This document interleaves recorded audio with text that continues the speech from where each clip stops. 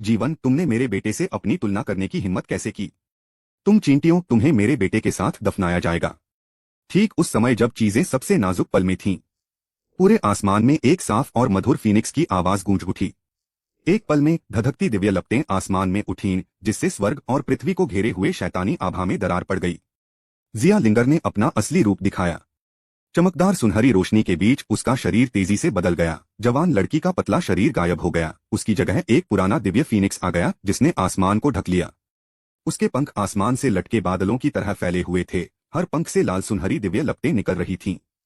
जैसे ही उसकी पूंछ के पंख हिले, खाली जगह भी झुलस गई और बिगड़ गई। उसका सिर ऊंचा था, उसकी आंखें दो जलते सूरज की तरह थीं, उसकी शान अजय थी। बूम! फीनिक्स ने अपने पंख फैलाए और आग की लपटें आसमान में फैल गईं, जिससे लेडी वाइपर सैकड़ों फीट पीछे हट गई। लेडी वाइपर की आंखें तेजी से सिकुड़ गईं और उसके स्केल्स अनायास ही खड़े हो गए। यह ब्लड लाइन सेपरेशन है। डर हड्डियों में बैठ गया। सांप कुदरती तौर पर दिव्य पक्षियों से डरते हैं, और तो और प्राइमोर्डियल डिवाइन फीनिक्स से भी डरते हैं, जो एक सुप्रीम ब्लड लाइन है। यह कैसे हो सकता है? लेडी वाइपर की आवाज कांप उठी। उसकी शैतानी एनर्जी कुछ गड़बड़ा गई। नीचे के लोक में कोई पुराना दिव्य फीनिक्स कैसे हो सकता है?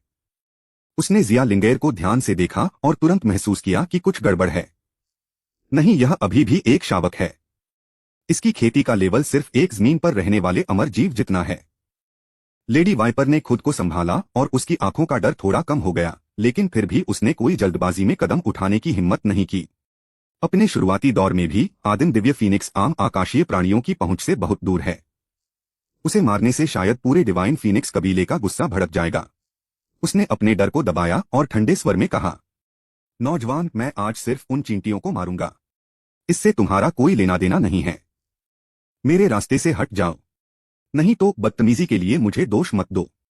उसके शब्द कठोर थे, फिर भी उनसे उसके गुस्सैल बाहरी रूप के नीचे छिपी कायरता का हल्का सा एहसास पता चलता था। लेकिन जिया लिंगेर की फीनिक्स जैसी आंखें ठंडी थीं। उसने अपने पंख फैलाए और लू जुआनटोंग के ऊपर मजबूती से खड़ी हो गई। उसकी दिव्य लपटें उसके चारों ओर घूम रही थीं, एक इंच भी पीछे हटने से मना कर रही थीं। मेरे मालिक को मारने के लिए तुम्हें मेरी लाश पर से गुजरना होगा। लेडी वाइपर हैरान रह गई, फिर उसे लगा कि उसने गलत सुना है। मालिक, मेरे मालिक? उसकी सांप जैसी आंखें चौड़ी हो गईं, उसका चेहरा अविश्वास से भर गया।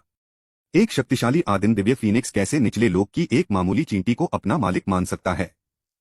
यह तो उसके भगवान जैसे पति के सांपों के साथ खेलने से भी ज्यादा अजीब है। उसे लगता था कि उसका पति पहले से ही दुनिया का सबसे अजीब इंसान है, लेकिन उसने कभी उम्मीद नहीं की थी कि वहां दूसरे एक्सपर्ट भी होंगे। यह पागलपन है, यह बिल्कुल पागलपन है। लेडी वाइपर ने फुफकारते हुए कहा, क्या तुम जानते हो कि तुम क्या कह रहे हो? आदिम दिव्य फीनिक्स इतना महान असल में नौकर बन गया है। जिया लिंगेर ने अपना सिर उठाया और फीनिक्स की आवाज साफ और मधुर थी। लिंगर इस जीवन में केवल एक ही गुरु को मानेगा। अगर तुम युद्ध चाहते हो तो चलो लड़ो। शब्दों की कोई जरूरत नहीं। ऐसा कहने के बाद उसने अपने पंख फड़फड़ाए और कभी न खत्म होने वाली दिव्य लपटें आग के एक भयानक समुद्र में बदल गईं, जो लेडी वाइपर की ओर बढ़ रही थीं। लेडी वाइपर हैरान और गुस्से में थी। उसने एक चीख मारी और अपनी शैतानी ताकत को दिव्य लपटों से टकराने के लिए छोड़ दिया। आसमान गिर रहा है और धरती फट रही है। दो सबसे बड़े लोगों के बीच टकराव से पूरा निचला लोक कांप उठा। लेकिन जिया लिंगर आखिर में बस एक नई उभरती हुई प्राइमोर्डियल फीनिक्स थी।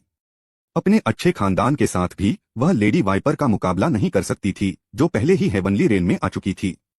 कई राउंड की लड़ाई के बाद लेडी वाइपर ने एक जगह पकड़ी और अपनी सांप की पूंछ को स्वर्ग के खंभे की तरह बाहर निकाला, जिसमें बहुत ज्यादा शैतानी ताकत थी, और उसे जिया लिंगर के डिवाइन फीनिक्स ट्रू बॉडी पर जोर से पटक दिया।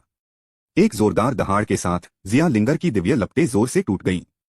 उसके लाल सुनहरे पंख आसमान में बिखर गए और खून की बारिश होने लगी। लिंगर, लू जुआनटोंग की आंखें लाल थीं और उसकी दहाड़ आसमान में गूंज रही थी। लेकिन उसका शरीर वाइपर लेडी की शैतानी ताकत से दबा हुआ था और वह हिल नहीं पा रहा था। वह बस बेबस होकर देख सकता था कि जिया लिंगर उल्का की तरह कैसे गिर रही थी, जोर से जमीन पर गिरी और 1000 फीट गहरा गड्ढा बना दिया। धुआं और धूल उठी और दिव्य फीनिक्स पीड़ा में चिल्लाया। लेडी वाइपर ने जिया लिंगर के पास से गुजरते हुए मजाक उड़ाया। उसका बड़ा सांप जैसा शरीर आगे की ओर रेंग रहा था और उसने लू जुआनटोंग को देखा। उसकी आंखों में सिर्फ मजाक था।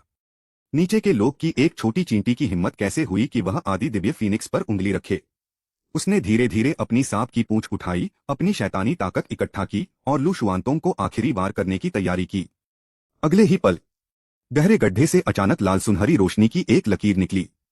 जिया लिंगेर खून से लथपथ थी और उसके पंख फटे हुए थे, लेकिन वह फिर भी बिना किसी हिचकिचाहट के लू जुआनटोंग के सामने खड़ी रही। लेडी वाइपर का जानलेवा वार सीधे जिया लिंगर पर पड़ा। लू जुआनटोंग दहाड़ा, उसकी आंखें लाल थीं। जिया लिंगर का शरीर टूटी डोरी वाली पतंग की तरह पीछे की ओर उड़ गया, उसका खून हवा में एक दुखद चाप बना रहा था। वह भारी होकर जमीन पर गिर पड़ी, उसकी सांसें धीमी हो गईं, वह लगभग मर रही थी। लेडी वाइपर हैरान रह गई, उसकी सांप जैसी आंखें अविश्वास से भर गईं। मूर्ख, क्या तुम पागल हो? वह दहाड़ी। इस चींटी को मार दो और तुम आजाद हो जाओगे। इसके लिए अपनी जान क्यों बर्बाद कर रहे हो? उनके हिसाब से लू शुआनतोंग ने जरूर किसी तरह के मालिक सेवक कॉन्ट्रैक्ट के जरिए प्राइमोर्डियल डिवाइन फीनिक्स को गुलाम बनाया होगा, नहीं तो एक इज्जतदार डिवाइन फीनिक्स निचले लोक के किसी इंसान के लिए अपनी जान कैसे खतरे में डाल सकता है? उसे यह नहीं पता था कि लू जुआनटोंग और जिया लिंगेर ने हेवनली दाओ के साथ कोएग्जिस्टेंस कॉन्ट्रैक्ट पर साइन किया था। हम साथ जिएंगे और साथ मरेंगे और कभी एक दूसरे को धोखा नहीं देंगे। आजादी। जिया लिंगेर ने कमजोरी से अपनी आंखें खोली, उसकी फीनिक्स जैसी आंखें अभी भी पक्की थीं। तुम नहीं समझती। लेडी वाइपर बहुत गुस्से में थी। उसने अपनी पूंछ ऊंची उठाई, उन दोनों को खत्म करने के लिए तैयार। जैसे ही वह आगे बढ़ने वाली थी, बूम! पूरा आसमान अचानक जोर से कांप उठा। सूरज से भी ज्यादा तेज आग आसमान में फैल गई और अनगिनत दिव्य लपटें नीचे गिरने लगीं, जिससे 10,000 मील के दायरे में सभी बादल जल उठे। लेडी वाइपर से भी 1000 गुना ज्यादा डरावना दबाव दुनिया पर आ गया। लेडी वाइपर के स्केल्स खड़े हो गए और उसकी सांप जैसी आंखों में बहुत ज्यादा डर दिखाई दिया। यह है। उसने कांपते हुए ऊपर देखा और देखा कि एक बहुत बड़ी आकृति धीरे धीरे आसमान में उभर रही है, जिसकी परछाई आसमान को ढक रही है। एक प्राचीन दिव्य फीनिक्स अपने वयस्क रूप में। इसके साथ एक बहुत ही ठंडी आवाज थी जो पूरे आसमान और धरती पर गूंज रही थी, जैसे आसमान से कोई फैसला आ रहा हो। जो लोग मेरे लोगों को नुकसान पहुंचाते हैं, मरना। चैप्टर 26। मास्टर। संत का पतन। उसकी बेटी पालतू बन गई। Primordial divine Phoenix clan heavenly rain का एक सबसे बड़ा डिवाइन बीस्ट है। इसका ब्लडलाइन नेक है और इसकी ताकत बेमिसाल है। हेवनली रेन के कई अमरपंथ और महान स्कूल भी इसे आसानी से भड़काने की हिम्मत नहीं करते। हर बड़े प्राइमोर्डियल फीनिक्स में आसमान को जलाने और समुद्र को उबालने की डरावनी ताकत होती है, और कबीले के असली पावर हाउस तो आसमान के एक हिस्से को हिला भी सकते हैं। यह किताब सबसे पहले ताइवान नॉवेल सिलेक्शन वेबसाइट टक्कनन पर पब्लिश हुई थी, जो बिना किसी गलती और बिना किसी चैप्टर के पढ़ने का बहुत आसान अनुभव देती है। जिया लिंगेर प्राइमोर्डियल डिवाइन फीनिक्स कबीले की मौजूदा होली मेडेन की बायोलॉजिकल बेटी है और अगली होली मेडेन भी है। उस समय जब पवित्र युवती जिया चान गर्भवती थी तो एक दुश्मन जाति ने उस पर हमला कर दिया और उसे गंभीर चोटें आईं। अजन्मे बच्चे की रक्षा के लिए उसे जिया लिंगेर को समय से पहले जन्म देना पड़ा और मुसीबत से बचने के लिए उसे मौत की दुनिया में भेजने के लिए एक सीक्रेट तरीका इस्तेमाल करना पड़ा। लेकिन जिया लिंगर, जो अभी अभी इंसानों के दायरे में आई थी, उसे हेवनली स्वॉर्ड सेक्ट के सेक्ट मास्टर ने उसके बड़े होने से पहले ही खोज लिया था। यह देखकर कि उसके पास बहुत अच्छा खून है, लालची बूढ़े चोर ने उसे बेहतर बनाने और दिव्य फीनिक्स का सार हथियाने की कोशिश की। हालांकि जिया लिंगर जवान थी, लेकिन डिवाइन फीनिक्स की घमंडी आत्मा का अपमान कैसे हो सकता था। उसने बहुत लड़ाई लड़ी, आखिरकार उसकी स्पिरिचुअल पावर खत्म हो गई और हेवनली स्वॉर्ड सेक्ट के सेक्ट मास्टर ने उसे डेमन सप्रेशन टावर से सील कर दिया। डेमन सप्रेसिंग टावर स्वर्ग का छोड़ा हुआ एक सबसे बड़ा खजाना है जो दुनिया में है। यह सभी ऑरा को अलग कर सकता है। इस वजह से भले ही पवित्र युवती जिया चान ने सारे स्वर्ग और अनगिनत लोकों में खोज की, फिर भी वह अपनी बेटी का पता नहीं लगा पाई। आज तक जब जिया लिंगेर ने लू जुआनटोंग के साथ कॉन्ट्रैक्ट साइन किया और डिवाइन फीनिक्स ब्लडलाइन की शक्ति को बाहर निकाला, ब्लडलाइन से शुरू हुई वह गूंज आखिरकार डेमन सप्रेशन टावर की सील तोड़कर स्वर्ग तक पहुंच गई। संत जिया चान को तुरंत अपनी बेटी की मौजूदगी का एहसास हो गया। वह आ गई है। लिंगर। आसमान में एक दुख भरी फीनिक्स की चीख गूंजी, आसमान फट गया और अनगिनत दिव्य लपटें नीचे गिरने लगीं, जिससे पूरी धरती कांपने लगी। संत जिया चान ने अपना असली रूप एक पुराने दिव्य फीनिक्स के रूप में दिखाया जो जिया लिंगर से 100 गुना बड़ा था। उसके पंख फैले हुए थे, आसमान और सूरज को छिपा रहे थे और हर पंख से चमकदार सुनहरी दिव्य लपटें निकल रही थीं, मानो वह दुनिया की हर चीज को जला सकती हो। उसने एक नजर में जिया लिंगर को मौत के कगार पर देखा और उसकी फीनिक्स जैसी आंखें तुरंत गुस्से से चमक उठीं। मेरी बेटी, तुम्हें किसने चोट पहुंचाई? वह नीचे झपटी और उसका विशाल दिव्य फीनिक्स रूप एक बेमिसाल सुंदरता वाली महिला में बदल गया, जिसने गहरे लाल सुनहरे रंग की ड्रेस पहनी हुई थी, जिसके चेहरे पर बहुत सुंदर नैनंश थे, फिर भी उसकी शान बहुत शानदार थी। जिया लिंगर को गले लगाते हुए वह कांप उठी। उसकी हथेलियों में बहुत ज्यादा आध्यात्मिक शक्ति उमड़ रही थी जो लगातार उसकी बेटी के शरीर में बह रही थी। माँ में जिया लिंगेर ने कमजोरी से अपनी आंखें खोली। उसकी आवाज मुश्किल से सुनाई दे रही थी। मत बोलो, तुम्हारी माँ यहाँ है, अब कोई तुम्हें चोट नहीं पहुंचा सकता। जिया चांद की आवाज सिसकियों से भर गई। उसकी आंखें जानलेवा इरादे से जल रही थीं। इस पल खांसी खांसी, नीचे से जोरदार खांसने की आवाज आई। जिया चांद ने तब देखा कि उसके पैरों के नीचे असल में एक जवान आदमी था। उसकी हड्डियां टूट चुकी थीं और उसके सातों छेदों से खून बह रहा था। फिर भी उसने जिद करके अपने शरीर को संभाला और उठने की कोशिश की। जिया चांद ने भौहें चढ़ाई। उसकी आंखों में हैरानी की झलक थी।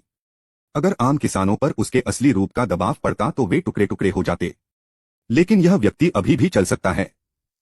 उसने ध्यान से महसूस किया और फिर अचानक उसे एहसास हुआ, एक अविनाशी शरीर। यह पुरानी कहानियों की एक खास बॉडी है। जिनके पास यह होती है उनका शरीर कभी न टूटने वाला होता है और हर लड़ाई के साथ वे और मजबूत होते जाते हैं। जब तक वे एक ही बार में नहीं मारे जाते, वे लगातार ठीक हो सकते हैं और हर मुश्किल के साथ और भी हिम्मतवर बन सकते हैं। इसमें कोई हैरानी नहीं कि वह मेरा दबाव झेल पाया। आप कौन हैं? जिया चांद ने ठंडे स्वर में पूछा। उसकी जलती हुई नजर धीरे धीरे उसके सामने के सीन पर घूम रही थी। उसकी फीनिक्स जैसी आंखों में थोड़ी उलझन दिख रही थी। उसकी बेटी शक्तिशाली प्राइमोर्डियल डिवाइन फीनिक्स अब उसके नीचे के इंसानी नौजवान की रक्षा कर रही थी। यह पोज निश्चित रूप से लड़ाई वाला पोज नहीं है, बल्कि यह एक बचाव वाला पोज जैसा दिखता है। इस एहसास से जिया चांद की रीढ़ में सिहरन दौड़ गई। प्राइमोर्डियल फीनिक्स कबीले को दूसरों की रक्षा करने की जरूरत कब पड़ेगी? एक साधारण धरती पर रहने वाले अमर प्राणी की तो बात ही छोड़िए। स्वर्ग में आदि दिव्य फीनिक्स एक सर्वोच्च प्राणी है। भले ही कबीले के कुछ सदस्य कुछ ताकतवर लोगों के पार्टनर बन जाएं, लेकिन वे सम्राट लेवल के ताकतवर लोग होने चाहिए जिनके पास असाधारण काबिलियत हो। वे ताकतवर लोग जो अपनी कलाई के एक झटके से दुनिया को उलट पुलट कर सकते हैं और एक ही सोच से यूनिवर्स की किस्मत का फैसला कर सकते हैं, वही पुराने दिव्य फीनिक्स के फॉलो करने लायक हैं। और यह इंसानी लड़का खून से लथपथ। जिया चांद की नजर लू जुआनटोंग पर पड़ी। उसकी आंखों में नफरत की झलक दिखी। इतनी कम साधना के साथ वह शायद प्राइमोर्डियल डिवाइन फीनिक्स के जूते पॉलिश करने के भी काबिल नहीं होगा। माँ, क्या यह सच में आप हैं?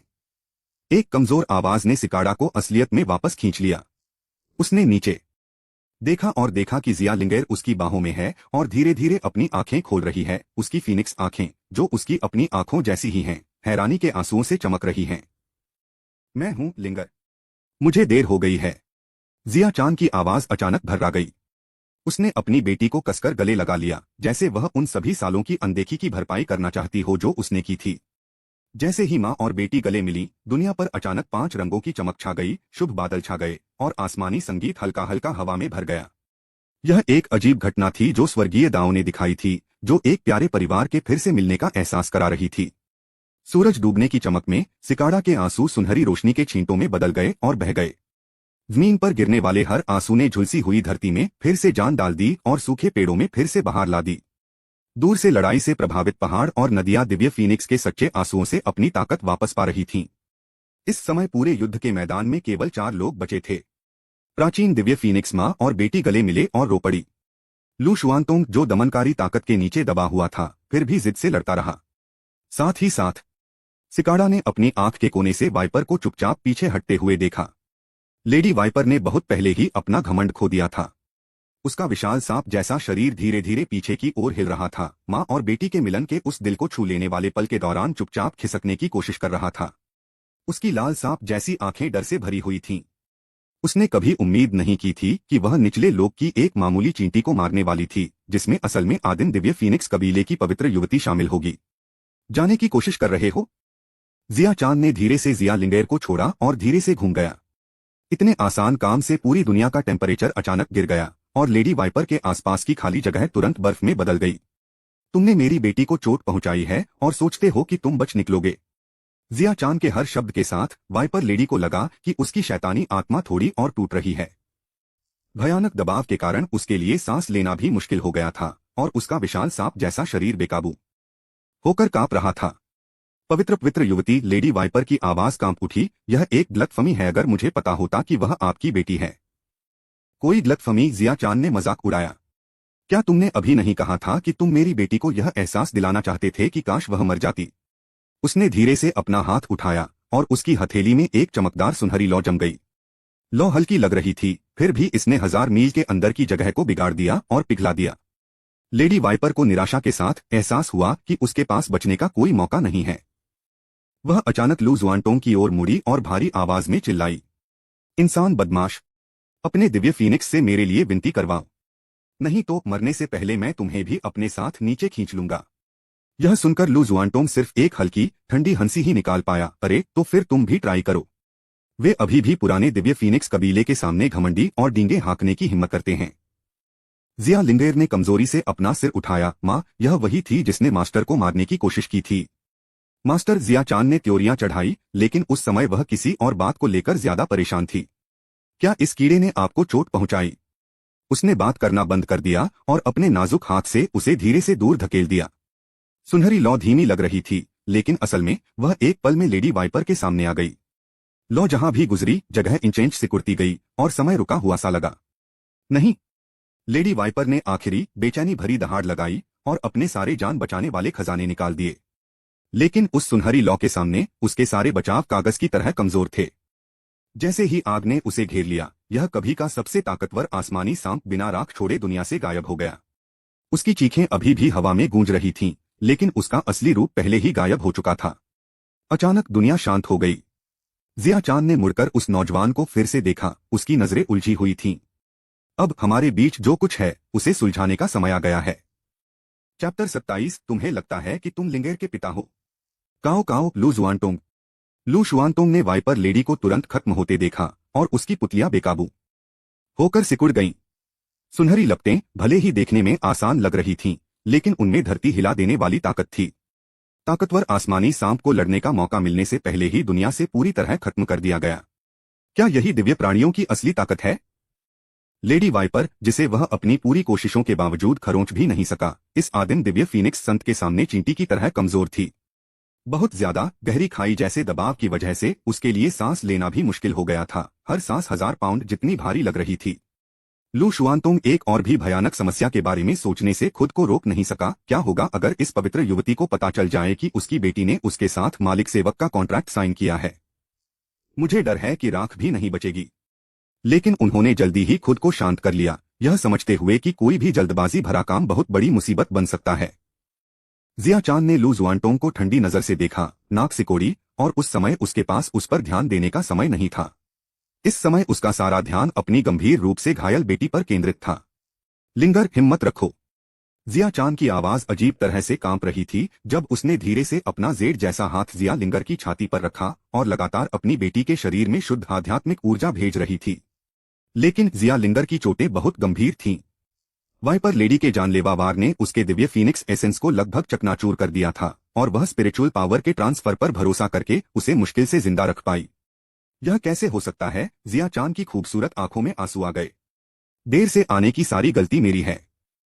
तुरंत उसने अपनी जीभ काट ली और खून की एक बूंद जो रूबी की तरह चमकीली थी, जिया लिंगेर के माथे पर गिर गई। यह दिव्य फीनिक्स कबीले का सबसे कीमती आदिम रक्तसार है, जिसकी हर बूंद में एक सदी की साधना होती है। एसेंस और खून उसके शरीर में जाने के बाद जिया लिंगेर की रंगत थोड़ी सुधरी, लेकिन उसकी चोटें अभी भी ठीक नहीं थीं। सिकाड़ा का दिल टूट रहा है। दशकों से अपनी बेटी का जो कर्ज उस पर था, वह अब कभी न खत्म होने वाली खुद की बुराई में बदल गया है। काश उसे अपनी बेटी पहले मिल जाती, काश वह समय पर पहुंच जाती। इस महत्वपूर्ण क्षण में इसका उपयोग करें। अचानक एक तीखी आवाज गूंजी। जिया चांद ने अचानक ऊपर देखा और पाया कि वह नौजवान किसी तरह उठ गया था। उसके हाथ में खून जैसी लाल गोली थी। अमृत की सतह पर सुनहरे पैटर्न बह रहे थे जो जीवन की एक शानदार आभा बिखेर रहे थे। स्वर्गीय रक्त दिव्य वृक्ष गोली। जिया चांद की पुतलियां अचानक सिकुड़ गईं जब उसने अविश्वास से लू जुआनटोंग को देखा। यह अमृत स्वर्ग में भी एक दुर्लभ खजाना है। कहा जाता है कि इसे सिर्फ एक दिव्य पेड़ के सार को गाइड के तौर पर इस्तेमाल करके और उसे 81 तरह की दुर्लभ और कीमती चीजों के साथ मिलाकर ही बेहतर बनाया जा सकता है। एक गोली मरते हुए व्यक्ति को तुरंत ठीक करने और बुनियादी नुकसान को ठीक करने के लिए काफी है। इस लेवल की गोली किसी निचले लोग के साधक के हाथ कैसे लग सकती है? उसे और भी ज्यादा हैरानी इस बात से हुई कि लू जुआनटोंग ने बिना किसी हिचकिचाहट के जिया लिंगर के मुंह में गोली डाल दी। उसकी हरकतें नरम लेकिन मजबूत थीं, जैसे कि यह अनमोल दिव्य गोली उसके लिए कुछ भी नहीं थी। आप जैसे ही जिया चांद बोलने वाली थी, उसने देखा कि जैसे ही गोली उसके मुंह में गई, जिया लिंगेर के शरीर से अचानक एक चमकदार लाल सुनहरी रोशनी निकल आई। उसके खराब पंख तेजी से ठीक हो गए, उसकी धुंधली फीनिक्स जैसी आंखों में चमक वापस आ गई और उसके सबसे गंभीर घाव भी तेजी से ठीक हो रहे थे। कुछ ही समय में जिया लिंगर पूरी तरह से ठीक हो गई और उसका ऑरा चोट लगने से पहले से भी ज्यादा मजबूत हो गया था। अगले ही पल, मालिक, जिया लिंगेर ने आंखें खोलते ही जो पहले शब्द कहे, उनसे जिया चांद की रीढ़ में सिहरन दौड़ गई। उसने देखा कि उसकी बेटी खुशी खुशी उस नौजवान की तरफ दौड़ी, उसकी आंखें प्यार और भरोसे से भरी थीं, एक ऐसा एक्सप्रेशन जिसे वह अच्छी तरह जानती थी। दिव्य फीनिक्स वंश इस तरह की भावना केवल अपने सबसे करीबी रिश्तेदारों के प्रति ही दिखाता है। सिकाड़ा की भावनाएं बहुत जटिल थीं। उसने लू जुआनटोंग को अपनी बेटी के पंखों को प्यार से सहलाते हुए देखा और अपनी बेटी को प्यार से उसकी हथेली पर रगड़ते हुए देखा। एक पल के लिए उसे समझ नहीं आया कि कैसे रिएक्ट करे। इस इंसान की शुरुआत असल में क्या है? वह आसानी से हेवनली ब्लड डिवाइन ट्री पिल जैसी दिव्य चीज बना सकता है। वह अपनी बेटी से बहुत प्यार करता है। सबसे जरूरी बात यह है कि जिस तरह से उनकी बेटी ने उन्हें देखा, वह साफ तौर पर जबरदस्ती की वजह से नहीं, बल्कि दिल से निकले प्यार की वजह से था। लू जुआनटोंग मुस्कुराए बिना नहीं रह सकी और प्यार भरी आंखों से उसके पंखों को धीरे से सहलाया। वह किसी से भी बेहतर जानता था कि अगर जिया लिंगर ने उसे बचाने के लिए अपनी जान जोखिम में नहीं डाली होती, तो वह मैडम वाइपर के हाथों पहले ही मर चुका होता। उस बूढ़ी औरत के तरीके बहुत बेरहम थे। अपनी अभी की ताकत के साथ वह एक भी चाल का सामना नहीं कर सकती थी। अगर जिया लिंगर में प्राइमोर्डियल डिवाइन फीनिक्स का खून नहीं होता, जिससे उसे आम जीवों से कहीं ज्यादा ताकत मिलती, तो शायद होली मेडेन के आने से पहले उसकी आखिरी सांस भी नहीं चलती। इस नाजुक पल में अचानक एक बहुत बड़ा और गहरी खाई जैसा दबाव आ गया। खाली जगह कांप उठी और बहती सुनहरी रोशनी के बीच जिया चांद का असली रूप धीरे धीरे गायब हो गया और एक इंसानी आकार में बदल गया। उस साध्वी का फिगर बहुत सुंदर और आकर्षक था और एक लंबी लाल और सुनहरी ड्रेस उनके शानदार कर्व्स को दिखा रही थी। उनकी स्किन बर्फ की तरह सफेद थी, उनकी आईब्रो और आंखें पेंटिंग जैसी थीं, और उनकी आईब्रो के बीच सिंदूर की एक बिंदी उनके बड़प्पन को और बढ़ा रही थी। उसका चेहरा ऐसा है कि वह कई राज्यों को गिरा सकता है, फिर भी उसमें एक ऐसी शान है जिसे कोई नहीं देख सकता, और उसके हर हाव भाव से दबाव का घुटन भरा एहसास होता है। वह हल्के सुंदर कदमों से चल रही थी और हर कदम के साथ उसके पैरों के नीचे एक सुनहरा अग्नि कमल खिल रहा था, जिसकी तेज गर्मी से आसपास की हवा खराब हो रही थी। आखिरकार वह लू जुआनटोंग के सामने रुकी। उसकी फीनिक्स जैसी आंखें थोड़ी सिकुड़ गईं। वह उसे नीचे देख रही थी और उसे ध्यान से देख रही थी।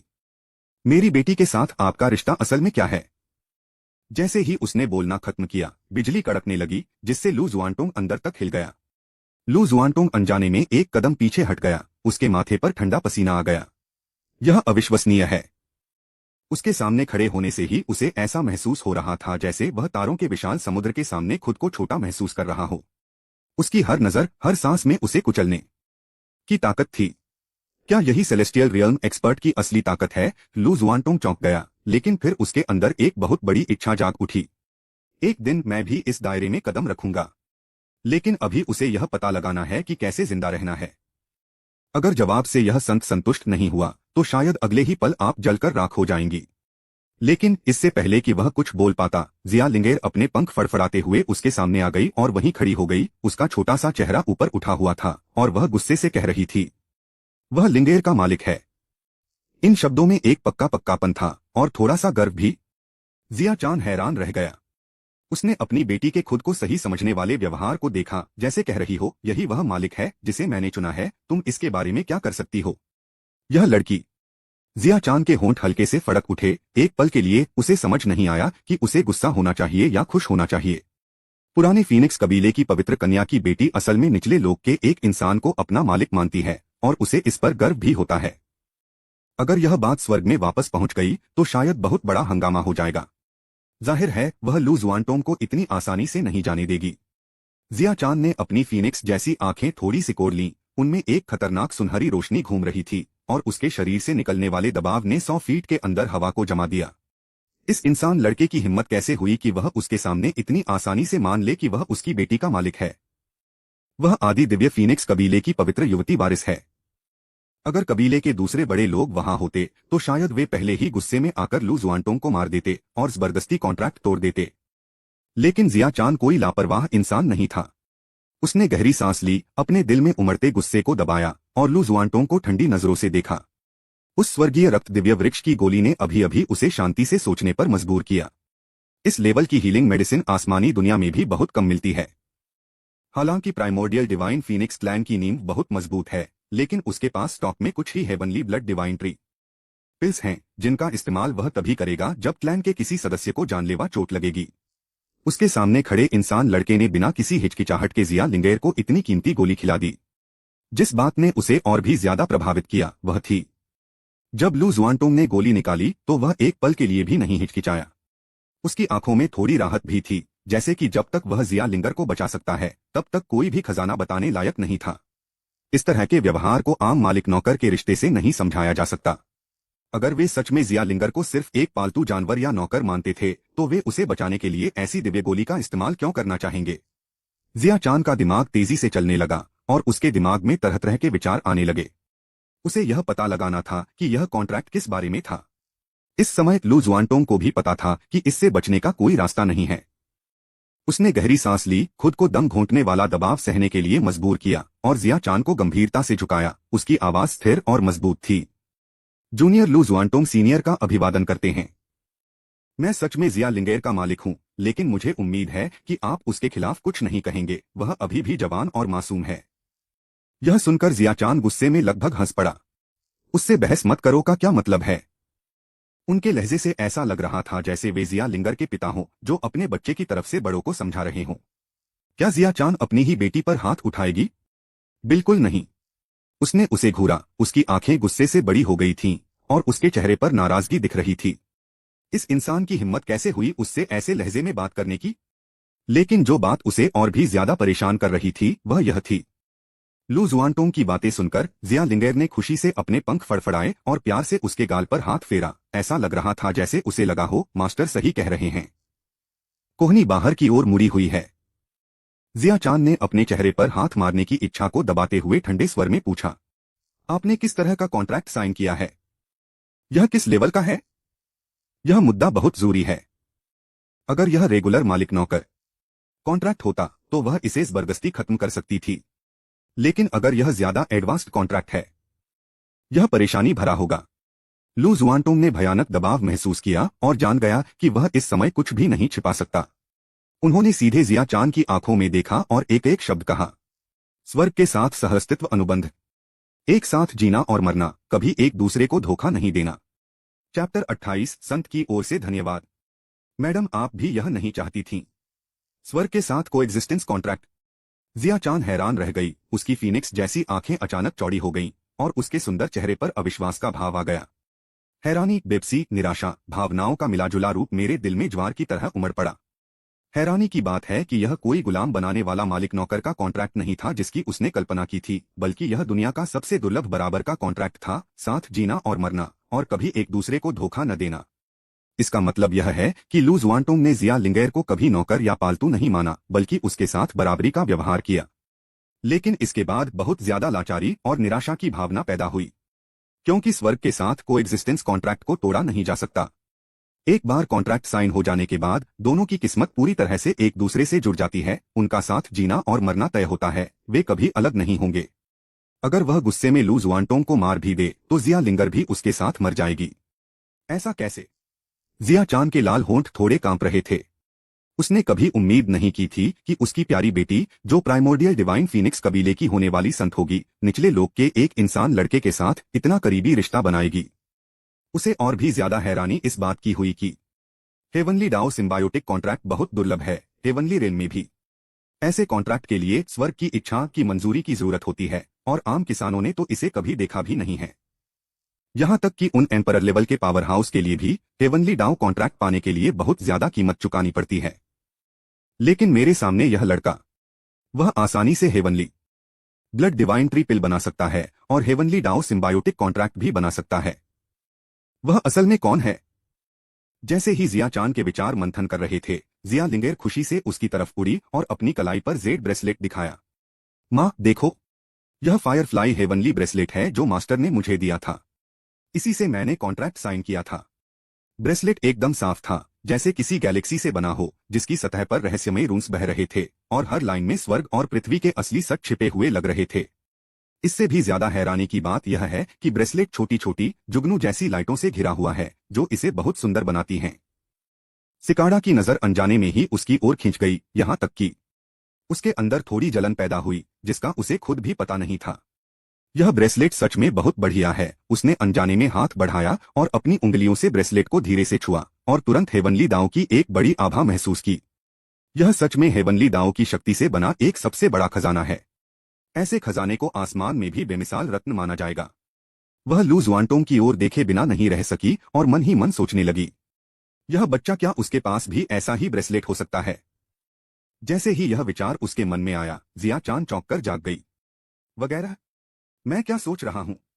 वह जो पुराने फीनिक्स कबीले की एक पवित्र लड़की थी, एक इंसान लड़के के खजाने का लालच कैसे कर सकती थी? इससे भी ज्यादा डरावनी बात यह है कि उनकी बेटी ने पहले ही लू जुआनटोंग के साथ एक हेवनली कॉन्ट्रैक्ट साइन कर लिया है और अब उनकी किस्मत एक दूसरे से जुड़ गई है। अगर मैं, क्या इससे अफरातफरी नहीं मचेगी? जिया चांद ने जल्दी से अपना सिर हिलाया, इस बेतुके विचार को जबरदस्ती दबा दिया और उसके सुंदर चेहरे पर एक अजीब सी लाली आ गई। माँ, क्या हुआ? जिया लिंगेर ने अपना सिर झुकाया और हैरानी से उसे देखा। न कुछ नहीं, जिया चांद ने हल्के से खांसते हुए जल्दी से अपना अच्छा व्यवहार वापस पा लिया, लेकिन उसकी नजरें अनजाने में लू जुआनटोंग की तरफ चली गईं। उसका दिल मुश्किल भावनाओं से भर गया। यह लड़का, कितने रहस्य अभी भी छिपे हुए हैं। जब जिया चांद ने पूरी कहानी सुनी और उसे पता चला कि असल में उसकी बेटी ने ही लू जुआनटोंग से कॉन्ट्रैक्ट करने के लिए कहा था, तो उसके बहुत खूबसूरत चेहरे पर एक अजीब सा भाव आ गया। उसकी फीनिक्स जैसी आंखों में शर्मिंदगी की झलक दिखी, जो जल्द ही गहरे पछतावे में बदल गई। यह लिंगेर ही था जिसने पहल की। उसे अब भी लगता था कि इंसानों ने उसकी बेटी को कॉन्ट्रैक्ट पर साइन करने के लिए मजबूर किया था। आखिरकार कोई भी पुराने दिव्य जानवर प्रिमोर्डियल फीनिक्स को गुलाम बनाने के लालच से बच नहीं सका। एक माँ होने के नाते उसे शर्म से अपना चेहरा जलता हुआ महसूस हुआ और वह लू जुआनटोंग को दोबारा देख नहीं सकी। यह सब उसकी गलती थी। अगर धोखा न होता जिसकी वजह से मुझे अपनी बेटी को मौत की दुनिया में भेजना पड़ा, अगर लिंगर को हेवनली स्वॉर्ड सेक्ट में कभी न खत्म होने वाली तकलीफ न झेलनी पड़ती, अगर इस बच्ची को छोटी उम्र से ही माँ की देखभाल और गाइडेंस की कमी न होती, वह इतनी भोली और मासूम कैसे हो सकती है कि अपनी जिंदगी किसी अजनबी को इतनी आसानी से सौंप दे। यह सोचकर जिया चांद का दिल टूट गया। वह सोच भी नहीं सकती थी कि अगर लिंगर का सामना किसी बुरे इरादे वाले व्यक्ति से हो और उसे मालिक नौकर के सबसे निचले लेवल के कॉन्ट्रैक्ट पर साइन करने के लिए मजबूर किया जाए तो क्या होगा। नतीजों के बारे में सोचकर ही उसके रोंगटे खड़े हो जाते थे। वे घटिया इंसान एक जवान प्राइमोर्डियल फीनिक्स के साथ कैसा बर्ताव करेंगे? क्या उन्हें कैद करके उनका सीमेन निकालना है? क्या यह गुलामों के कॉन्ट्रैक्ट पर जबरदस्ती साइन करना था, या इससे भी बुरा? सौभाग्य से जिया चांद ने एक गहरी सांस ली, उसकी फीनिक्स जैसी आंखों में नमी आ गई और पहली बार लू जुआनटोंग की ओर उसकी नजर सच्चे आभार से भर गई। सौभाग्य से लिंगेर उससे मिल गया। इस नौजवान ने न सिर्फ लिंगेर की नादानी का फायदा नहीं उठाया, बल्कि उसे सबसे कीमती हेवनली डाओ सिम्बायोटिक कॉन्ट्रैक्ट भी दिया। यहां तक कि जब उसका दबदबा था, तब भी उसने लिंगेर के साथ कभी नौकर जैसा बर्ताव नहीं किया, बल्कि सच में उसकी रक्षा की। जिंदगी और मौत के सामने भी उन्होंने हेवनली ब्लड डिवाइन ट्रिपिल, जो एक सबसे बड़ा खजाना है, निकालने में कोई हिचकिचाहट नहीं दिखाई। इस ईमानदारी और जिम्मेदारी की भावना ने जिया चांद, जो खुद एक माँ है, को भी खुद पर शर्म महसूस कराई। उसे अचानक अपनी दुश्मनी और नफरत याद आ गई, उसकी नीचता भरी पूछताछ और कैसे उसने उस लड़के को लगभग मार ही डाला था जो सच में लिंगेर की परवाह करता था। उसके दिल में अपराध बोध की एक तेज भावना लहर की तरह उमड़ पड़ी, बिना किसी हिचकिचाहट के, बिना किसी देरी के। यह प्राचीन दिव्य फीनिक्स संत, जो स्वर्ग में भी प्रसिद्ध थी, ने निचले लोक से आए एक मानव लड़के के सामने गंभीरता से अपनी कमर झुकाई, एक ऐसा आसन जो उसने पहले कभी किसी के सामने नहीं किया था। यंग मास्टर लू। उसके शब्द अब घमंडी नहीं थे, बल्कि उनमें सिसकी भरी हुई थी। पहले मेरी वजह से जो भी बुरा लगा हो, उसके लिए मैं माफी चाहता हूँ। यह प्रणाम मेरे दिल की गहराई से आया है। वह यंग मास्टर दिल से कहा गया था। जिया लिंगेर हैरान होकर चुपचाप देखती रही। उसने अपनी गर्वित माँ को कभी किसी के सामने सिर झुकाते नहीं देखा था, क्योंकि वह कभी अपनी माँ से मिली भी नहीं थी। लू जुआनटोंग अचानक चौंक गए और जल्दी से एक तरफ हट गए। आपको ऐसा नहीं करना चाहिए सीनियर। वह उसे उठाने के लिए जल्दी से आगे बढ़ा, लेकिन जैसे ही उसने जिया चांद की आस्तीन को छुआ, वह ऐसे पीछे हटा जैसे उसे करंट लग गया हो, और उसके सुंदर चेहरे पर शर्मिंदगी की एक झलक दिखी। जिया चांद सीधी खड़ी हुई, अपने सामने खड़े बेबस लड़के को देखा और अचानक मुस्कुरा दी। वह मुस्कान बर्फ और बर्फ के पिघलने जैसी थी, जैसे वसंत के फूल खिल रहे हों, बहुत ही खूबसूरत। तुम इसके लायक हो। जिया लिंगर ने अपनी माँ को देखा, फिर अपने मालिक को, और अचानक खुशी से चीख पड़ी, इंसान का रूप ले लिया और जिया चांद की बाहों में दौड़ गई। माँ, मास्टर बहुत दयालु हैं। वह मुझे हर दिन सबसे अच्छे आध्यात्मिक फल खिलाते हैं, मुझे साधना सिखाते हैं, और रात में मुझे कहानियां सुनाते हैं। लिन दायू ने एक विलो का पेड़ उखाड़ दिया, और लू झिशेन ने चालाकी से उसे जलाकर रेड क्लिफ पर कब्जा कर लिया। अपनी बेटी की खुशी भरी बातें सुनकर जिया चांद की आंखें और नरम पड़ गईं। उसने धीरे से लिंगेर के बालों को सहलाया, लेकिन उसकी नजर लू जुआनटों पर ही टिकी रही, और उसने मतलब से कहा, ऐसा लगता है कि एक माँ के तौर पर मुझे यंग मास्टर लू को ठीक से धन्यवाद देना चाहिए। लू जुआनटोंग को लगा कि उसके कान जलने लगे हैं, और जब उसने जिया चांद को अचानक अपना एक्सप्रेशन सख्त करते देखा तो उसके पास शब्द नहीं थे। लेकिन इन दो शब्दों ने लू जुआनटोंग के दिल की धड़कन बढ़ा दी। जिया चांद की आंखों में एक शरारती चमक आ गई, और उसके लाल होंठ थोड़े खुल गए। चूंकि लिंगेर ने आपको अपना मालिक मान लिया है, तो क्या आपको मुझे भी यही नहीं कहना चाहिए? चैप्टर 29 हेवनली स्वॉर्ड सेक्ट का विनाश। शियाओ जिक्सी के वेडिंग रूम में साइन इन करें आ गया। आखिरकार लू शुआनतोंग के बार बार मनाने पर जिया लिंगेर ने लाल आंखों से बिना मन के सिर हिलाया और अपनी मां के साथ स्वर्ग में लौटने के लिए मान गई। अगर उसके मालिक ने खुद बात नहीं की होती तो वह प्राइमोर्डियल फीनिक्स कबीले के सदस्य के तौर पर अपना बड़ा रुतबा छोड़कर हमेशा के लिए लू शुआनतोंग के साथ रहना पसंद करती। और मेरी माँ के नस्ल की जिम्मेदारी और खून के वंश के बारे में बड़े उसूलों का क्या? उसने इस बात को एक कान से सुनकर दूसरे कान से निकाल दिया, और इसे बिल्कुल भी दिल पर नहीं लिया। लू जुआनटोंग ने जिया लिंगेर के मुलायम बालों को धीरे से सहलाया, उसकी आंखें गहरी सोच से भरी थीं। यह किताब सबसे पहले ताइवान नॉवेल नेटवर्क पर पब्लिश हुई थी, जो आपको बिना किसी गलती या बिना किसी चैप्टर के पढ़ने का अनुभव देती है। अपनी अभी की पावर के लेवल के साथ वह इंसानों की दुनिया में अजेय है, सिर्फ आसमानी दुनिया के ताकतवर लोग ही उसे धमका सकते हैं। जिया लिंगेर को अपने साथ रखने से असल में उसकी ग्रोथ कम हो जाएगी। प्राइमोर्डियल डिवाइन फीनिक्स कबीले की पुरखों की जमीन एक पवित्र खेती की जगह है, जिसके बारे में स्वर्ग के ताकतवर जीव भी सपने देखते हैं। सिर्फ अपने कबीले में वापस आकर और पूरा खानदानी वंश पाकर ही जिया लिंगर सच में अपने पंख फैला सकती है और ऊंची उड़ान भर सकती है। लिंगर, अच्छा बनो। लू जुआनटोंग की आवाज नरम लेकिन मजबूत थी। जब तुम मजबूत हो जाओगी तभी तुम अपने मालिक की बेहतर सुरक्षा कर पाओगी, है ना? जिया लिंगर ने उसके आंसू भरे चेहरे की ओर देखा। उसकी लंबी पलकों पर आंसू की चमकीली बूंदें चिपकी हुई थीं, लेकिन लिंगर अपने मालिक को छोड़ना नहीं चाहती। लड़की की आवाज सिसकियों से भर गई। उसकी पतली उंगलियों ने लू जुआनटोंग के कपड़ों को कसकर पकड़ रखा था। उसे डर था कि अगर उसने उन्हें छोड़ दिया तो उसके सामने वाला व्यक्ति गायब हो जाएगा। जब वे अलग हुए तो जिया लिंगेर ने आखिरकार अपनी भावनाओं पर काबू खो दिया और लू जुआनटोंग की बाहों में गिर पड़ी और जोर जोर से रोने लगी। मास्टर अब मुझे नहीं चाहते। क्या मास्टर लिंगेर से नफरत करते हैं? दिल दहला देने वाली चीखें दोनों के दिलों पर चाकू की तरह चुभ रही थीं। हालांकि अपनी मां के पास लौटना तो तय था, लेकिन जिया लिंगर के दिल में उसकी रक्षा और देखभाल करने वाला पहला व्यक्ति लू जुआनटोंग था। डेमन सप्रेशन टॉवर में उन अंधेरे और निराशाजनक सालों के दौरान उसके मालिक ने ही उसे प्यार और उम्मीद दी थी। यह रिश्ता लंबे समय से मालिक और नौकर के बीच के साधारण बंधन से कहीं आगे निकल गया है। लू जुआनटोंग ने अपनी नाक की जलन को दबाया और धीरे से जिया लिंगेर के आंसुओं से भरे चेहरे को सहलाया। बेवकूफ लड़की, तुम्हारा मालिक तुम्हें कैसे छोड़ सकता है? फिर उसने अपनी कलाई पर चमकता हुआ ब्रेसलेट हिलाया। इससे हम कभी भी एक दूसरे से कांटेक्ट कर सकते हैं। जब तक तुम अपने मालिक के बारे में सोच रहे हो, मैं इसे महसूस कर सकता हूं। जिया लिंगेर ने रोते हुए सिर हिलाया, लेकिन फिर भी लू जुआनटोंग की कमर को कसकर पकड़े रही, उसे छोड़ने से मना कर दिया।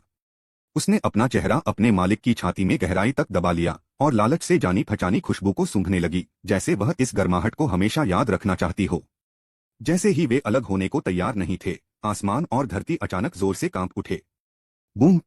एक समय साफ आसमान अचानक काले बादलों से ढक गया और बादलों के बीच भयानक गड़गड़ाहट हुई। बिजली के हर बोल्ट में तबाही का माहौल था, मानो वह इस दुनिया को पूरी तरह से तोड़ देगा। जिया चांद का एक्सप्रेशन एकदम बदल गया। यह बुरा है। हेवनली दाओ हमें रिजेक्ट करने लगा है। लिंगर, हमें तुरंत निकलना होगा। स्वर्ग की एक शक्तिशाली शक्ति होने के नाते उसे निचले लोक के धरती के देवताओं से ज्यादा शक्ति का इस्तेमाल नहीं करना चाहिए था। अपनी बेटी का इलाज करते समय उसने जो दिव्य फीनिक्स ऑरा छोड़ा था, उसने पहले ही इस दुनिया के नियमों को नाराज कर दिया था। नहीं, जिया लिंगेर चिल्लाई। उसने लू जुआनटोंग के कपड़ों को दोनों हाथों से कसकर पकड़ लिया। हालांकि स्वर्ग किसी का इंतजार नहीं करता। बैंगनी रंग की बिजली का एक बोल्ट जो पानी की बाल्टी जितनी मोटी थी, नीचे गिरा, जिससे पास की एक पहाड़ी चोटी जमीन पर गिर गई। इसके तुरंत बाद बादलों में अनगिनत बिजली चमकने लगी, जिससे पूरा आसमान बिजली के एक डरावने तालाब में बदल गया। बहुत देर हो गई है, जिया चांद ने दांत पीसते हुए अपनी बेटी को जबरदस्ती अपनी बाहों में खींच लिया। तुरंत उसने अपना जेड जैसा हाथ हिलाया, जिससे एक चमकदार जगह की दरार खुल गई। जाने से पहले उसने उस जवान आदमी की तरफ देखा और गंभीरता से कहा, यंग मास्टर लू, कृपया अपना ख्याल रखें। याद रखना, हम प्राइमोर्डियल फीनिक्स क्लैन हमेशा तुम्हारे दोस्त रहेंगे। मालिक। जिया लिंगेर की दिल दहला देने वाली चीखें आसमान में गूंज उठीं। आखिरी पलों में जब उसकी मां उसे दरार में ले जा रही थी, तो वह रोती हुई आंखों से वापस मुड़ी। उसके गुलाबी होंठ कांप रहे थे और उसने अपने आखिरी शब्द कहे, लिंगर को मत भूलना, तुम्हें मुझे ढूंढना होगा। लू जुआनटोंग वहीं खड़ा रहा और लाचारी से देखता रहा कि कैसे जगह की दरार धीरे धीरे बंद हो रही है। जब दुनिया को तबाह करने वाली आखिरी बिजली लू जुआनटोंग के पैरों पर गिरी, तो वह बिना हिले डुले रहा और उस तेज बिजली को अपने पक्के चेहरे पर चमकने दिया। गरज वाले बादल धीरे धीरे तब खत्म हुए जब जगह की दरार पूरी तरह से गायब हो गई। उसने अपनी कलाई पर फायरफ्लाई हेवनली डाउ ब्रेसलेट को देखा, जो थोड़ा गर्म था, और जिया लिंगेर का रोता हुआ चेहरा उसकी आंखों के ठीक सामने था। मेरे अंदर बेप्सी का एक ऐसा एहसास हुआ जो पहले कभी नहीं हुआ। आखिर में ऐसा इसलिए हुआ क्योंकि मैं इतना कमजोर था कि उन लोगों को अपने पास रखने का भी हक नहीं था जो मेरे लिए जरूरी थे। मेरा इंतजार करो, लिंगर। लू जुआनटोंग ने आसमान की तरफ देखा, उसकी आंखों में लड़ने का जबरदस्त जोश था। जल्द ही मैं सिर ऊंचा करके स्वर्ग में कदम रखूंगा और तुम्हें वापस ले आऊंगा। एक हल्की हवा का झोंका आया, जिससे उसकी आंखों के कोने में आंसू की हल्की झलक बिखर गई। और कहीं ऊपर आसमान में एक छोटा सा फीनिक्स उसके घुटनों से लिपटा हुआ था, उसकी कलाई पर ब्रेसलेट को देखकर धीरे धीरे रो रहा था। लू जुआनटोंग ने एक गहरी सांस ली। ठंडी हवा उसके फेफड़ों में भर गई और उसके सीने में चल रही उथल पुथल भरी भावनाओं को थोड़ा शांत कर दिया। उसने चारों ओर देखा, उसकी नजर हेवनली स्वॉर्ड सेक्ट के खंडहरों पर पड़ी। कभी शानदार पहाड़ी दरवाजा ढह गया था और शानदार हॉल टूट रहे थे। कभी दुनिया का अजय नंबर 1 सेक्ट अब टूटी दीवारों और खंडहरों के अलावा कुछ नहीं था। लिन जियान की मौत हो गई, कुई हाओ की मौत हो गई, और यहाँ तक कि स्वर्गीय तलवार संप्रदाय के कुलपति भी उसके हाथों मारे गए। लेकिन बदले की संतुष्टि उसके दिल में अलगाव के कारण पैदा हुए खालीपन को नहीं भर सकी। यह काफी नहीं है। असली गुनहगार अभी भी जिंदा है और वह बदमाश अभी भी ग्रेट गान राजवंश में बेफिक्र जिंदगी जी रहा है। जियो जिक्सी। यह नाम एक जहरीले कांटे की तरह था जो लू जुआनटोंग के दिल में गहराई तक धंस गया था। अगर यह जहरीली औरत न होती तो उसे कैसे फंसाया जा सकता था, उसकी सुप्रीम बोन कैसे खोदी जा सकती थी, और उसे डेमन सप्रेशन टावर में इतनी तकलीफ कैसे झेलनी पड़ती। इस समय वह लड़की शायद अभी भी सपने देख रही होगी, अपने आइडियल पति कुई हाओ के सफल होने और उससे शानदार तरीके से शादी करने का इंतजार कर रही होगी। यह सोचते हुए लू जुआनटोंग के होठों पर एक डरावनी मुस्कान आ गई। वह लगभग कल्पना कर सकता था कि जब जियाओ जिक्सी को कुई हाओ की मौत के बारे में पता चलेगा तो उसका क्या एक्सप्रेशन होगा। यह निश्चित रूप से एक बहुत बड़ा नजारा होगा। ठीक तभी डिंग। होस्ट के इमोशन उतार चढ़ाव का पता चला है जो चेक इन की जरूरतों को पूरा करता है। Special daily check in task शुरू हुआ। जियाओ जिक्सी का wedding room. Sign in reward cuckolding lightning. यह एक पैसिव टैलेंट है। भविष्य में जो भी महिला होस्ट को धोखा देगी उसे बिजली से अलग अलग तरह से नुकसान होगा। सिस्टम नोटिफिकेशन उसके दिमाग में गूंजा और लू जुआनटोंग ने एक भौं उठाई। उसकी आंखें और भी ठंडी हो गईं। यह साइन इन टास्क बिल्कुल सही समय पर आया। यह असल में उनके लिए ही बनाया गया था। लेकिन यह ग्रीन हैट थंडरबोल्ट चीज क्या है? यह पीठ पीछे धोखा खाने से बचने के लिए है। लू जुआनटोंग ने कड़वी मुस्कान दी और बेप्सी से इसे स्वीकार कर लिया। चेक इन लोकेशन की बात करें तो यह ब्राइडल चैम्बर होगा। उसने धीरे से बात दोहराई। उसके होठों पर एक ठंडी मुस्कान फैल गई। बहुत अच्छा। उसकी शादी का कमरा ही उसकी आखिरी आरामगाह हो। इस विचार को ध्यान में रखते हुए लू जुआनटोंग को अब कोई हिचकिचाहट नहीं हुई। अपने पैर की उंगलियों के हल्के से स्पर्श से वह तीर की तरह आसमान में उड़ गया और एक अमर धरती के रूप में अपनी साधना की पूरी शक्ति को बाहर निकाल दिया। वह जहां भी गुजरा बादल छंट गए और हवा से एक तीखी चटकने की आवाज निकली। जियाओ जिक्सी, मैं लू जुआनटोंग आ गया हूं। चैप्टर 30 दिव्यलोक देवताओं का लू परिवार। सुप्रीम बोन इससे ज्यादा कुछ नहीं है। स्वर्गीय क्षेत्र लू कबीले का मार्शल आर्ट का मैदान दिव्य आदरणीय। विशाल मार्शल आर्ट का मैदान बादलों के ऊपर तैरता है जो आसमानी धुंध से घिरा है और आध्यात्मिक झरनों और झरनों से सजा है। यह एक ऐसा नजारा है जो एक शांत और सुकून देने वाला स्वर्ग होना चाहिए। हालांकि इस समय माहौल तनावपूर्ण और जानलेवा माहौल से भर गया था। बूम! यह एक और जमीन हिला देने वाली टक्कर थी। दोनों आकृतियां खाली जगह में एक दूसरे के पास से गुजरी और उनकी मुट्ठियों और हथेलियों के एक दूसरे से टकराने के बाद के झटकों से आसपास की सुरक्षा व्यवस्था में लहरें फैल गईं। उनमें से एक जवान लड़का जो सफेद कपड़े पहने था, लंबा और पतला था। उसका चेहरा सुंदर था और उसकी भौहों के बीच जबरदस्त जिद थी। उसकी हथेली के हर प्रहार से हवा के फटने की आवाज आती थी और जहां भी उसकी मुट्ठी जाती थी वहां का स्थान थोड़ा विकृत हो जाता था। यह एक सुप्रीम बोन अवेकन की अनोखी शक्ति थी। उसके सामने बैठा जवान आदमी काले कपड़े पहने हुए था और उसके चारों ओर एक अजीब सी काली और लाल आभा थी। उसके हर मुक्के के साथ एक अजीब सी आवाज आ रही थी, जैसे भूत चिल्ला रहे हों या देवता चिल्ला रहे हों। यह लू परिवार के दूसरे बेमिसाल शरीर की खासियत है, दिव्य दानव पवित्र शरीर। लू जुआनटोंग, क्या तुम्हारे पास बस इतना ही है? काले कपड़े पहने नौजवान लू चेंगकियान ने मजाक उड़ाया। सुप्रीम बोन तुम्हारे लिए पूरी तरह बेकार है। जैसे ही उसने बोलना खत्म किया, उसका शरीर अचानक तेज हो गया और उसकी दाहिनी हथेली अनगिनत दूसरी तस्वीरों में बदल गई। हर हथेली के निशान में एक डरावनी शक्ति थी जो जीवन शक्ति को खत्म कर देती थी। सफेद कपड़े पहने उस नौजवान ने दांत पीस लिए अपनी सुप्रीम बोन को पूरी तरह से फैला दिया, जिससे उसके शरीर पर हल्के सुनहरे रंग की सुरक्षा करने वाली दिव्य रोशनी की एक परत बन गई। भगवान दानव राजा भक्षण मुट्ठी। लू चेंगकियान ने अचानक अपनी चाल बदली। उसकी दाहिनी मुट्ठी से एक भयानक काला और लाल बवंडर निकला जिसने अपने रास्ते में आने वाली रोशनी को भी निगल लिया। मुक्का सीधे लू जुआनटोंग की छाती पर लगा, जिससे सुप्रीम बोन से निकलने वाली सुरक्षा देने वाली दिव्य रोशनी कांच की तरह टूट गई। पफ!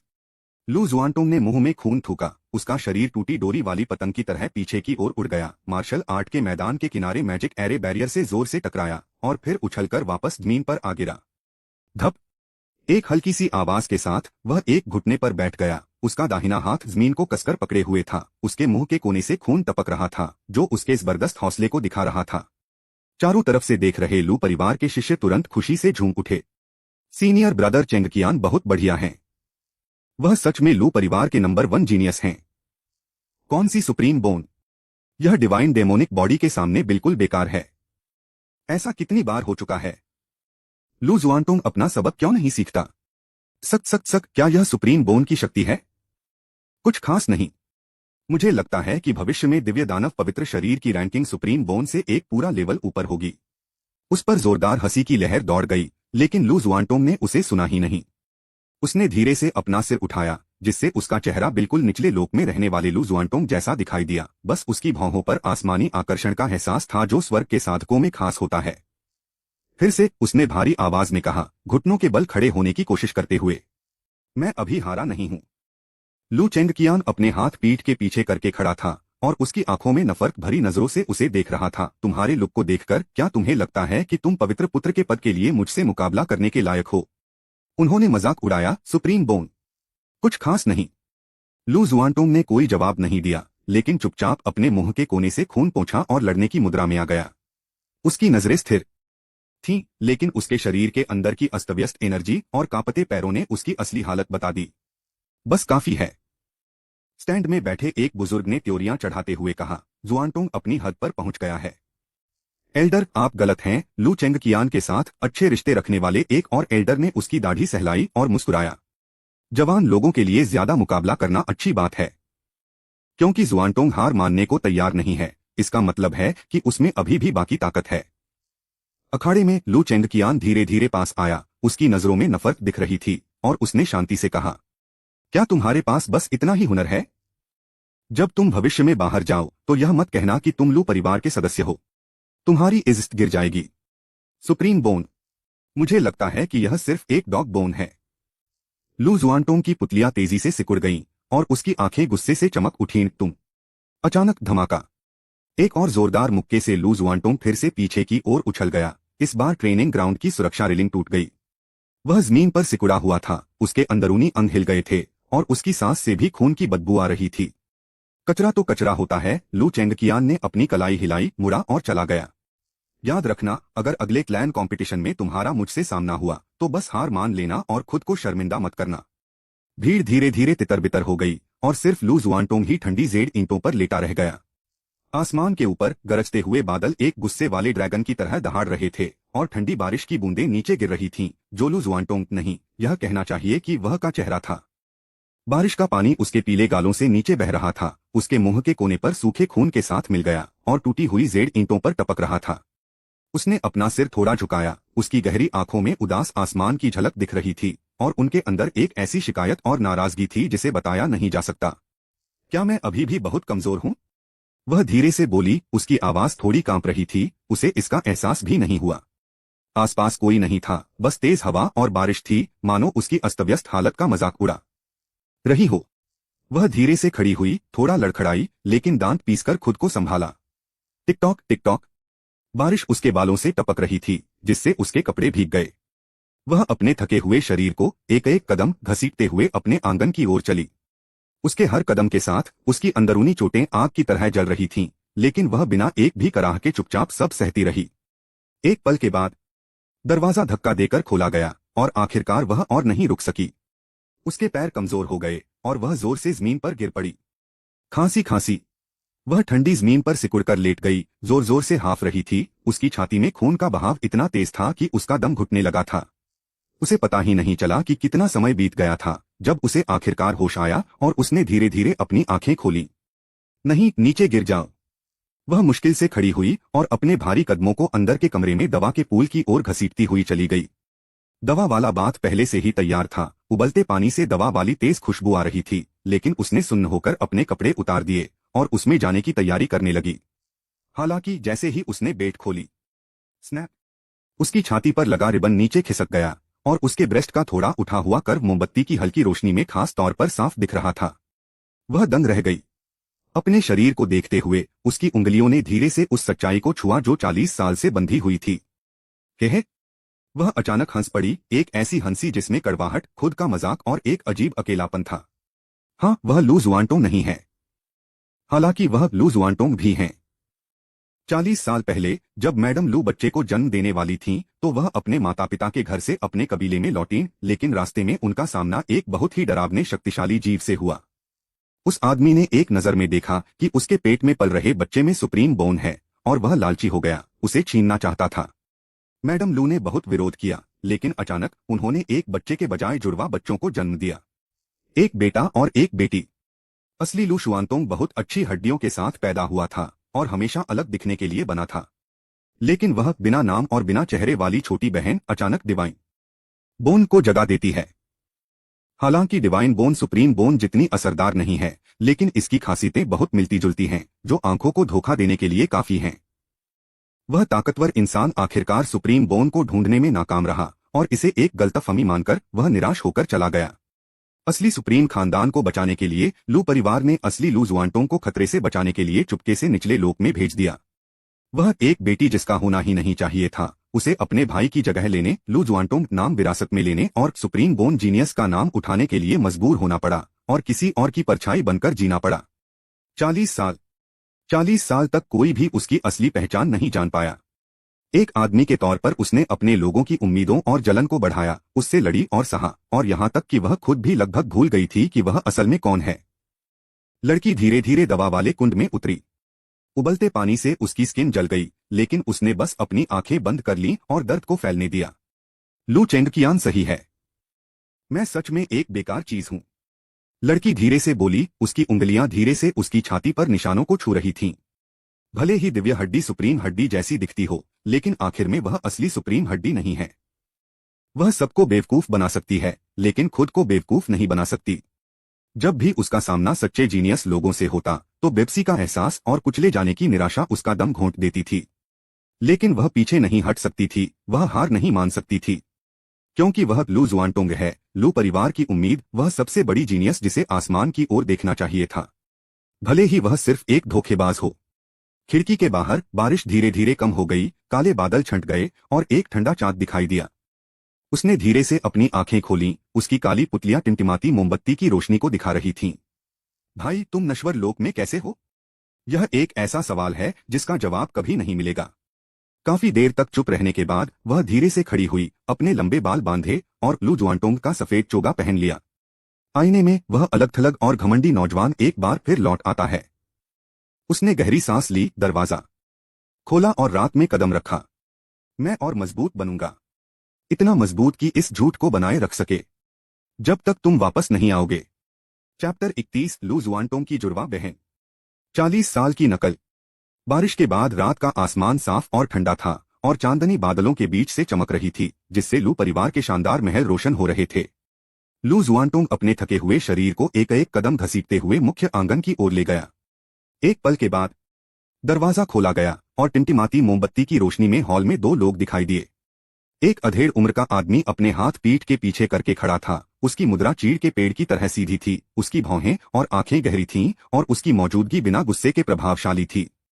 वह बस वहीं खड़ा रहा और उसकी मौजूदगी से दम घुटने जैसा एहसास हो रहा था। इस व्यक्ति का नाम लू युनटिंग है, जो लू परिवार के दूसरे बड़े सदस्य हैं और उनके बायोलॉजिकल पिता भी हैं। उस आदमी के पास एक सुंदर और खूबसूरत औरत खड़ी थी। वह बहुत खूबसूरत थी और उसकी स्किन बर्फ की तरह सफेद थी, फिर भी उसकी आंखों में एक हल्की सी शर्म थी, जैसे उसे किसी चीज से डर लग रहा हो। यह उनकी मां नान युएजी हैं। लू जुआनटोंग ने अभी हॉल में कदम रखा ही था और अभी कुछ बोला भी नहीं था कि उसने एक जोरदार गर्जना सुनी। घुटने टेकना। लू जुआनटोंग थोड़ा हैरान हुआ, लेकिन जल्द ही उसने अपनी आंखें नीची कर लीं और चुपचाप घुटनों के बल बैठ गया। धमाका। उसके घुटने ठंडी जमीन पर जोर से टकराए, लेकिन वह हिला तक नहीं। युनटिंग, बच्चे पर इतना सख्त मत बनो, नान युएजी ने कहा। उसकी आवाज धीमी थी लेकिन थोड़ी कांप रही थी। एक प्यार करने वाली माँ अपने बेटे को लाड़ प्यार करती है। लू युनटिंग गुस्से से हंसा, अपनी आस्तीन ऊपर उठाई और सख्ती से कहा, अगर तुमने उसे इतना लाड़ प्यार नहीं किया होता तो वह इतना निकम्मा कैसे बन गया होता। ऐसे व्यक्ति का क्या उपयोग है जिसके पास सुप्रीम बोन है, लेकिन वह लू चेंगकियान को हरा भी नहीं सकता। नान युएजी चुप हो गई, उसका चेहरा पीला पड़ गया और उसने मना करने की हिम्मत नहीं की। उसने जमीन पर घुटनों के बल बैठी अपनी बेटी को देखा। उसकी आंखों में गहरा अपराध बोध छिपा था। इस बारे में सिर्फ वही जानती थी। यह बेटा असली लू जुआनटोंग बिल्कुल नहीं है। इसके बजाय यह उसकी बेटी थी, एक बेचारी इंसान जिसे अपने भाई की जगह लेने के लिए मजबूर किया गया था। लेकिन उसने यह कहने की हिम्मत नहीं की और न ही वह यह कह सकी। हालांकि वह शक्तिशाली व्यक्ति चला गया है, लेकिन कौन जानता है कि वह अभी भी चुपके से देख रहा है। अगर उसे पता होता कि असली सुप्रीम ब्लड लाइन बाहर है तो वह जरूर वापसी करता।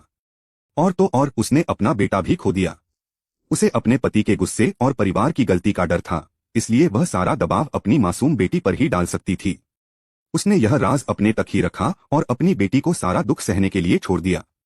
लू जुआनटोंग जमीन पर घुटनों के बल बैठ गया, सिर झुकाए बिना एक शब्द बोले। वह पहले से ही इस तरह के सीन की आदी थी। समझाओ, यह बेकार है। गुस्सा, इससे तो और भी ज्यादा सजा मिलेगी। वह बस चुपचाप इसे सह सकती थी और तूफान के गुजर जाने का इंतजार कर सकती थी। अपने बेटे का दब्बू रवैया देखकर लू युनटिंग को और भी गुस्सा आया। आपको और क्या कहना है?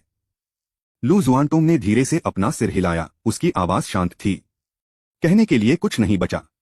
तुम लू युनटिंग गुस्से में था, लेकिन वह कुछ नहीं कर सकता था। वह काफी देर तक अपने बेटे को देखता रहा और आखिर में गहरी सांस ली।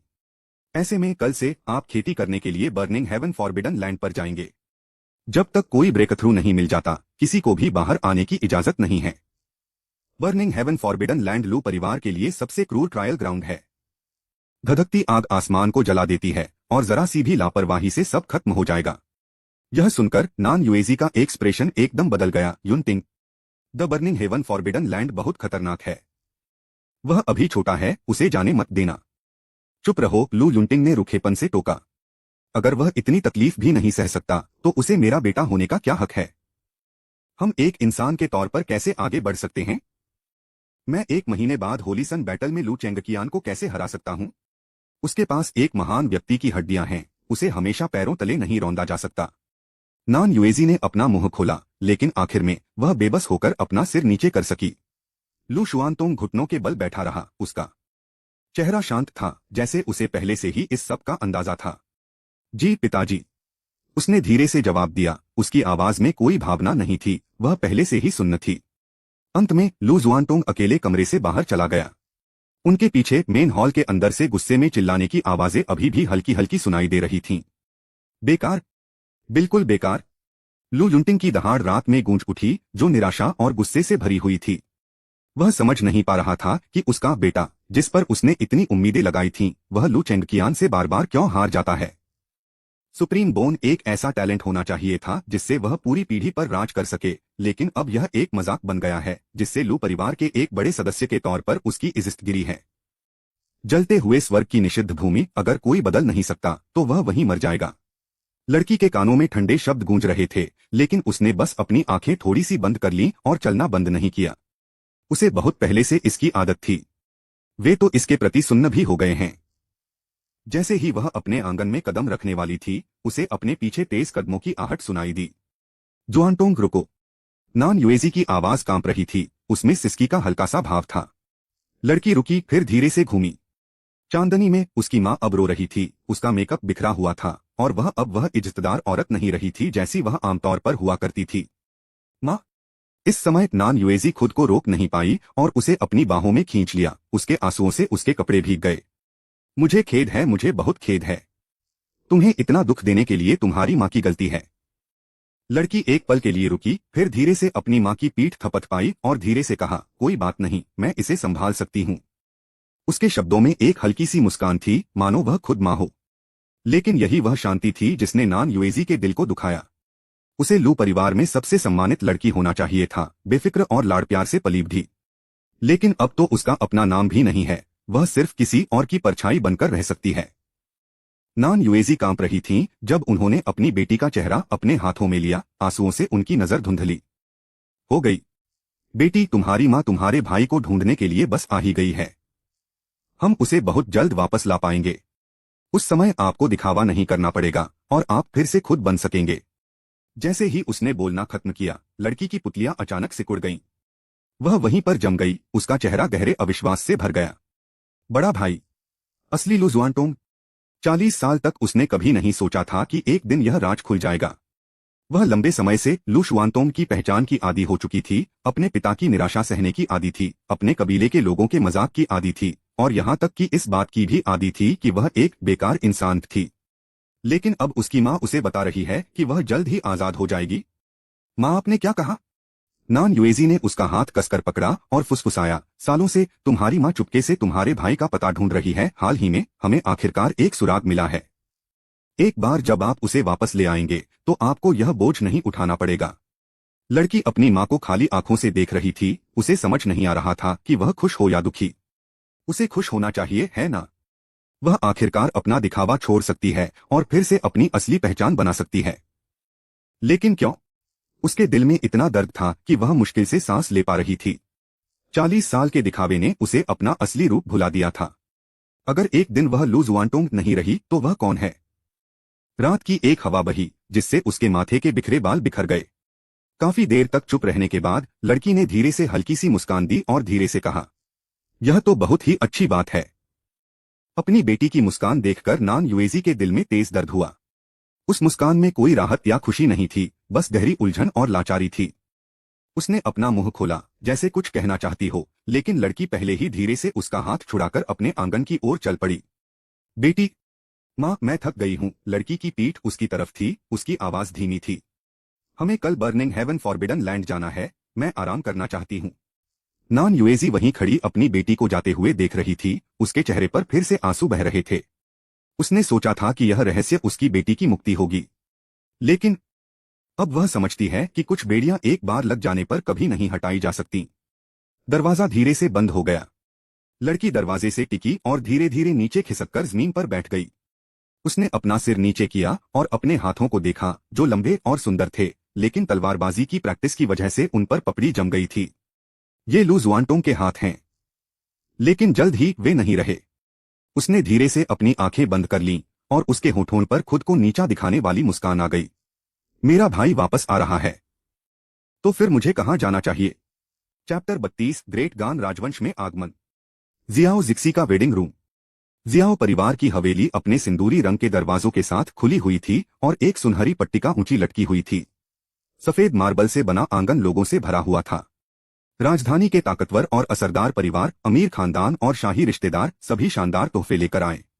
ताइवानी नॉवेल वेबसाइट बोरियत दूर करने का एक शानदार तरीका देती हैं। बहुत उपयोगी हैं।